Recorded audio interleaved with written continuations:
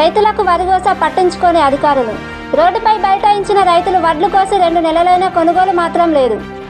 నిజామాబాద్ జిల్లా ఆలూరు మండలం రామచంద్రపల్లి గ్రామ ప్రజలు నిజామాబాద్కు వెళ్లి మెయిన్ రోడ్డు వద్ద నిరసన కార్యక్రమాన్ని మంగళవారం చేపట్టారు. ఇరువైపులా రోడ్డు బ్లాక్ చేసి రోడ్డుపైనే బైఠాయించి నిరసన వ్యక్తం చేశారు.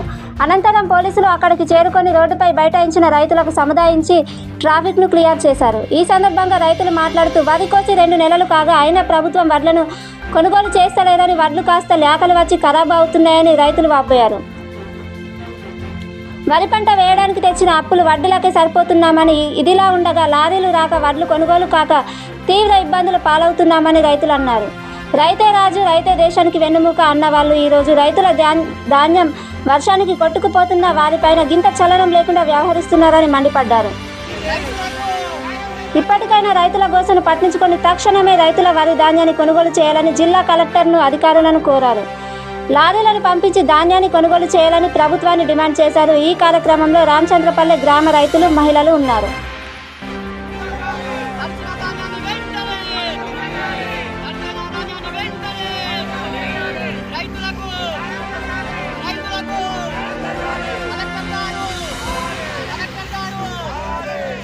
నమస్కారం, నా పేరు సాగర్, మాది రామచంద్రపల్లి గ్రామం, మండలాలు, జిల్లా నిజామాబాద్. అయితే మేము రైతుల ఆవేదన ఏంటంటే నెల రోజుల కంటే ముందు వడ్లు వచ్చినాయి, ఇప్పటికి కూడా వడ్లు తీసుకుంటలేరు. వర్షాలు పడి అకాల కారణాల వల్ల సగం కొన్ని నానిపోయినాయి. అయినా మేము చాలా కష్టాలు పడి కూలీలను పెట్టుకొని లోపలికి బయటకి రూమ్లకు మోసుకుపోవడం, బయటకు ఎండబెట్టి ఎండలలో కూడా ఎండ ఆరేటట్టు గంటలు అక్కడనే అన్నం లేకుండా, నీళ్లు లేకుండా ఎండలలో నుంచి ఒక దూరం 5 కిలోమీటర్ల దూరం ఉంటే అక్కడ నుంచి బండ్ల మీద, ట్రాక్టర్ల మీద మోసుకొచ్చి అక్కడ కూడా 1000 ఖర్చులు పెట్టి రైతుల ఆవేదన ఏంటంటే ప్రతి ఒక్క రైతు ఆదరణ అర్థం చేసుకోగలరు. కలెక్టర్ గారు దీన్ని కొంచెం మా బాధని అర్థం చేసుకోగలరు, మాకు వెంటనే స్పందించగలరు. ఇప్పటికీ మేము కొంచెం చాలా ఇబ్బంది పడుతున్నాము. ఆ బాకీలు తీసుకొచ్చి పంటలు పండించిన 3 నెలల కంటే పండించిన పంట కోత కోయడానికి కూడా డబ్బును తక్కువ తీసుకోలేరు, సమానంగా తీసుకున్నారు. ఇంత కష్టపడి మేము రైతులను పండించినాము. దయాది కలిసి ప్రతి ఒక్క రైతు కూడా స్పందించి, కలెక్టర్ గారు స్పందించి మాకు లారీలు పంపించగలరు. ఎక్కడ వీలుంటే అక్కడ రైతు మిల్లుకు పంపించగలరు. థ్యాంక్ యూ అన్న. ఇప్పటికీ నెల మీద 15-20 రోజులు అయిపోతున్నది. మడ్లు పోవడం లేదు. నానకుండా మేము జాగ్రత్తగా కాపాడుకున్నాము. మాకు బాధ అయిపోతున్నది. కాబట్టి మీరు మా మీద దయతలంచి మాకు ఏదన్నా మా మడ్లు లేపడానికి మీ నిర్ణయం చేసుకొని మడ్లు తీసుకుపోతే కలెక్టర్ గారికి దయచేసి చెప్తున్నా, మీరందరూ మా మడ్లు తీసుకుపోవాలని కోరుకుంటున్నాను.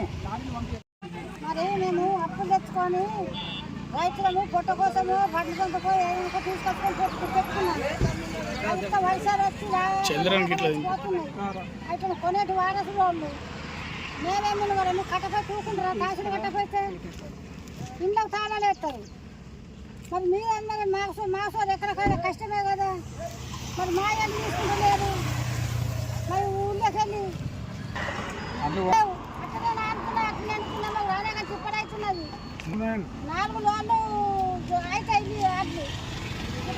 చూడుండ్రి ఎట్లా అంటే రైతులే రాజు అని అంటారు ప్రతి ఒక్కళ్ళు. మరి రాజులకు పని చూడు రాళ్ల పాలవుతుంది, వర్షం పడి లేని తిప్పలవుతుంది ఒక్కొక్కళ్ళము. ఎందుకంటే ముందులో ఉన్నటువంటి వ్యవసాయదారులు ఒక్కొక్కరు ఇది చేసుకుంటా వర్షం పడితే తడుచుడు, మరి తడుతున్నాయి. ఒకవేళ ఎండాల వర్షం ఏదైతే లాకలత్తే కొనరని చెప్పేసి మళ్ళీ ఇంట్లోకి రేకుల కిందికి మోసుడు, ఆ నుంచి మళ్ళీ బయటకు తెచ్చుడు, మళ్ళీ ఉమ్మరిచ్చుడు, నింపుడు, ఇవన్నీ కష్టాలు. ఎట్లాంటి అన్నం తినక ఇంత కష్టపడి కూడా ఈ కాలము విజయంగా అకాల వర్షము పడుట్ల ఇంత ఇబ్బంది అవుతుంది. అయినా కానీ ఇన్ని రోజులే 2 నెలల కంటే ఎక్కువ కోతలు సురై.